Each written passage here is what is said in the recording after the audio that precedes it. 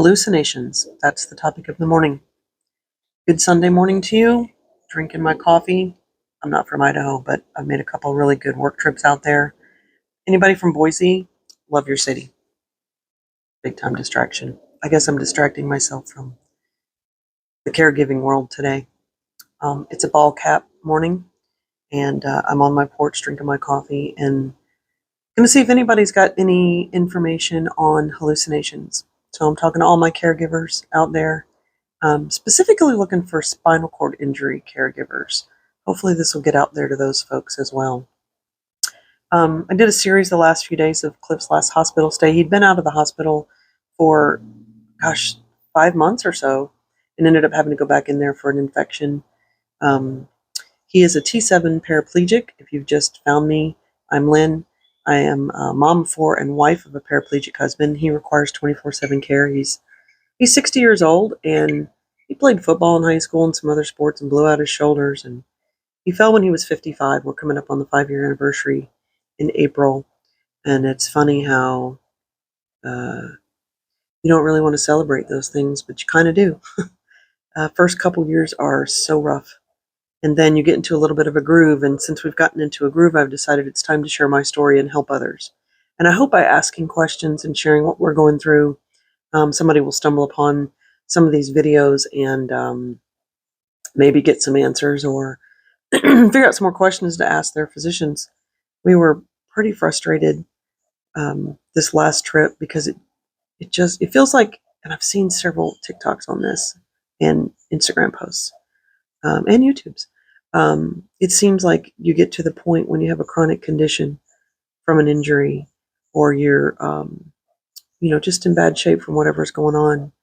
They almost kind of give up because they don't know what to do. And everybody doesn't do that. But some of the doctors, especially when you're in the hospital, and they don't know you, right? You're just there for a hospital stay. They seem to give up.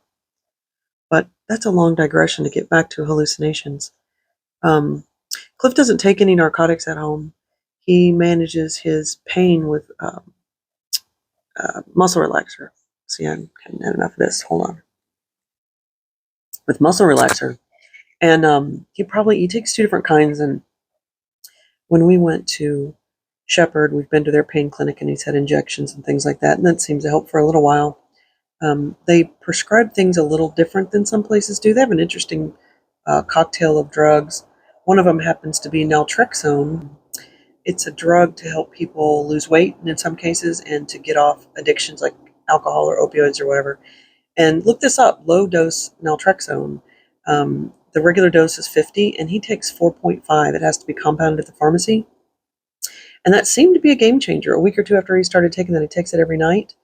It does something with the pain receptors in your brain, and that seemed to help his nerve band pain. And what I mean by nerve band pain, all of you spinal cord injury patients and caregivers know exactly what I'm talking about the site or the position of the injury. I don't even know. I'm too tired to even say. He's a T7, so if you think of your spinal cord, you start out with your neck and you head down and you're in the thoracic area when you talk about T.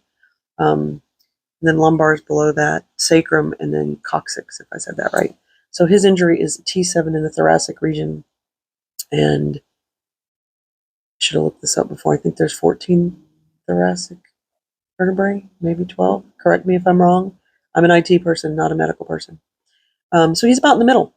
And he had, after about 4 to 6 weeks after, I know he had a lot of pain before, but the pain kind of settled in as a ring around that area around T7.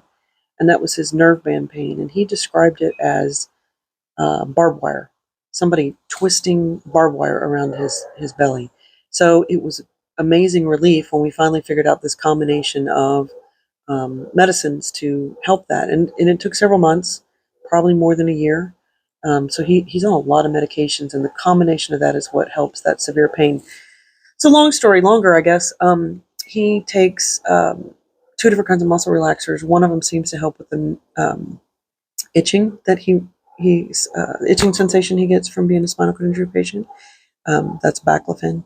And then the other is more it relieves his pain. I think it just relaxes his muscles enough so they don't tighten up and spaz. And the crazy thing is every single spinal cord injury patient is different. I'm on a Facebook group for wives and girlfriends of spinal cord injury, and it's a double-edged sword. I love to get the information from there, but sometimes it's a little much. The hallucination part. When he goes to the hospital and he takes narcotics, sometimes he comes home and has hallucinations. Now, it's not always when he goes to the hospital, but we've had about 6 incidents, maybe 7, where he has hallucinations at night and he closes his eyes, and they are very, very strong. And last night he didn't tell me until we woke up this morning, and so I've got a picture of him that he probably would not want me to share, but it's kind of funny because he has a CPAP mask on, and he's got one of those eye masks on covering his eyes under there, and just sleeping away. We gotta get that CPAP fixed. But I think last night kind of, I don't know if scare is the word. He's never been scared of these hallucinations. He's actually talked to them and asked them if they've known him in a previous life and crazy stuff like that. So I don't know. That must have been kind of bad last night just because of his reaction this morning and how he described it in detail. And he said there were so many of them that came in his face and stuff.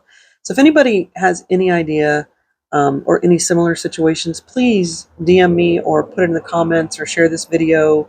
It's getting too long, I know, but put it out for me and see if anybody else has any suggestions on how we deal with these or how we maybe get rid of them. None of the doctors seem to know. We've tried backing off a couple different medications. The pain clinic doesn't seem to think that it's anything that he's particularly on. We did back down on one medicine for a couple weeks and he ended up having more pain, so we had to go right back. I appreciate you listening to my long vent this morning, and I hope you have a wonderful Sunday and a great week next week. Have a good day.